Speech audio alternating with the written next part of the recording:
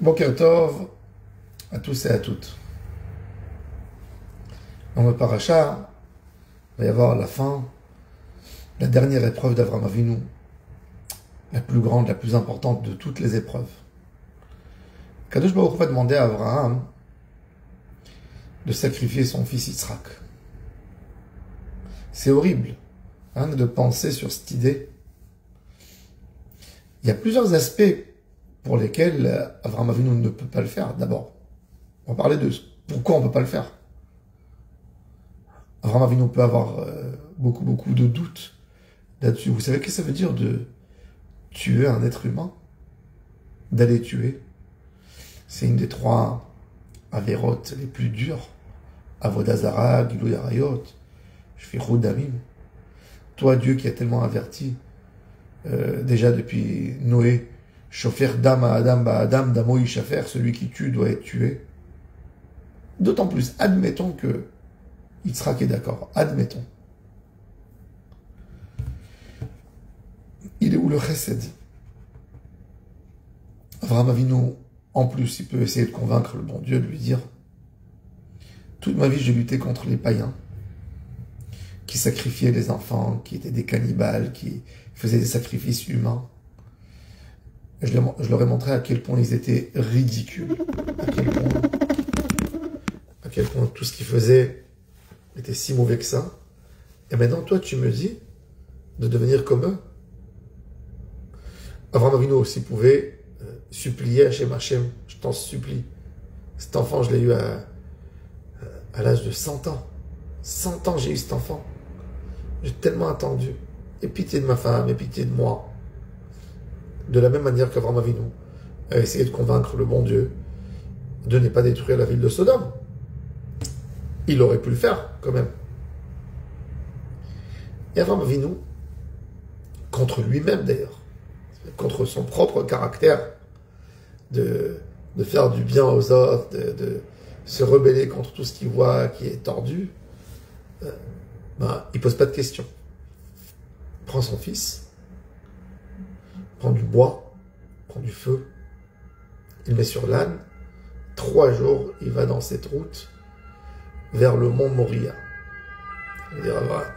Il fait à peu près 120 km, 40 km par jour, pour aller sacrifier son fils. Depuis Beersheba, il va jusqu'au mont Moria. Et des épreuves. Vous savez que ça veut dire 3 jours où tu donnes pas ton plan, tu donnes pas le plan à ton fils, et dans ta tête, tout bouge, tout marche, tout est dynamique, tout est en train de te faire du mal. Hachem nous a pas dit pourquoi il a essayé comme ça, de cette manière. On n'est pas là pour essayer d'expliquer, mais on est peut-être là pour observer. Nous sommes des observateurs. Et on peut comprendre ce que Hachem veut de nous.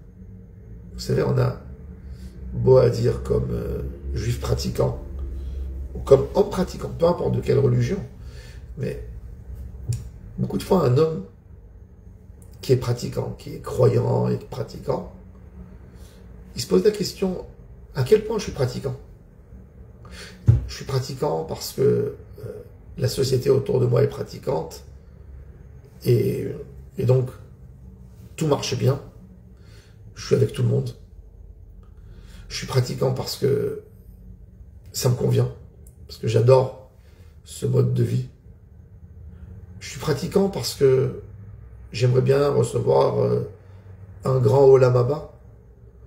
J'aimerais recevoir le monde futur, être au paradis. Donc c'est un investissement. Et je suis tout à fait confiant dans le bon Dieu qui me donnera ce que je lui demande. Ça aussi, c'est une manière de pratiquer. Et Akadosh Baruch Hu veut qu'on lui montre qu'on est prêt d'abandonner tout pour lui. Même l'autre monde, des fois. Même l'autre monde. Vous savez, on essaye de penser, on pousse pas l'argument jusqu'au bout. Mais imaginez-vous qu'Abraham aurait dû sacrifier Yitzhak. Imaginez-vous qu'il aurait dû le sacrifier. Imaginez-vous qu'il sacrifie Yitzhak. Que le bon Dieu ne lui dit pas d'arrêter. Qu'Abraham rentre à la maison chez lui Et il doit affronter Sarah et lui dire, j'ai égorgé ton fils parce que le bon Dieu m'a dit. Imaginez-vous le visage d'Abraham, d'accord, quand il a besoin d'annoncer à tout le monde, à tout son voisinage, à tous ses camarades, à tous les gens qui sont venus lui souhaiter un si gros Mazal Tov, quand il a eu un fils à 100 ans, qui va leur annoncer que, eh oui, j'ai égorgé cet enfant parce que le bon Dieu me l'a dit. Je sais pas, on n'arrive même pas à penser sur une chose pareille, puisque la Torah, elle nous a coupé la scène et l'histoire en disant, voilà, l'ange est descendu du ciel. Mais imaginez-vous que ça serait passé autrement. Pensez qu'Abraham Avinu n'a pas pensé sur tout ça. Et oui, il a pensé sur tout ça. Et qu'est-ce qu'il a fait, Abraham? Il a poussé toutes ses envies, toutes ses motivations, jusqu'au bout. Pour la volonté d'Hachem. Des fois, Hachem nous met dans l'épreuve pour comprendre qu'est-ce qu'on est capable de donner. Qu'est-ce qu'on est capable de donner? De donner notre confort, des fois même de donner notre olam haba, de donner notre entourage, notre vie. Ça, c'est l'épreuve des tzadikim. Hachem veut voir à quoi tu es prêt de renoncer pour lui. Ça, c'est l'idée qui vient derrière la Akedat Yitzhak. Abraham Avinu était prêt de renoncer à tout. Renoncer à tout pour Hachem. Ça, aucun être humain l'a fait.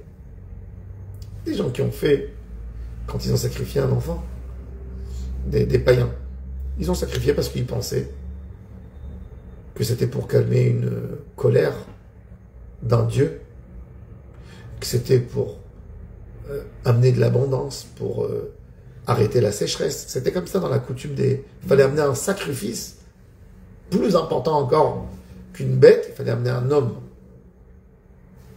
Là, quand il s'adresse à Abraham, il ne lui donne pas un ordre. Il lui dit, car na, s'il te plaît. Si ça te plaît, tu le fais. Sinon, tu le fais pas. C'était pas un ordre. Il n'a pas dit, car na, si ça te convient. Et Abraham Avinu a poussé jusqu'au bout de sa volonté. Et il a donné cette volonté à Hachem. D'aimer Hachem, c'est de s'approprier rien. Ni ce monde, ni l'autre monde. Rien. Donner tout pour Hachem. Ça, c'est Abraham Avinu. Et c'est pour ça que cette histoire de Akedat Yitzhak, elle nous porte bonheur au peuple juif jusqu'aujourd'hui. Chaque fois où il y a des moments de détresse, des moments de guerre, des moments de panique, on demande à Hachem, regarde, cette cendre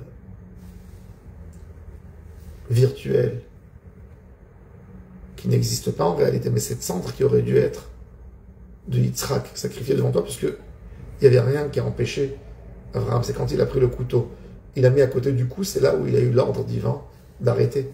Là, c'était un ordre, évidemment. Même si tu veux, non, moi je veux pas. C'était pour voir.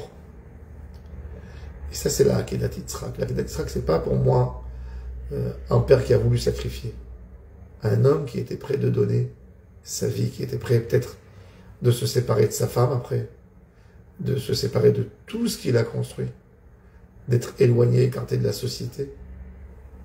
Il a tout donné pour Hachem. Ça, c'est l'épreuve d'Abraham Avinu, cette épreuve qui a fait mériter à Abraham le titre de Ataya Dati, qui irait Elohim Ata. Abraham Avinu est arrivé, pas une crainte de peur, une crainte de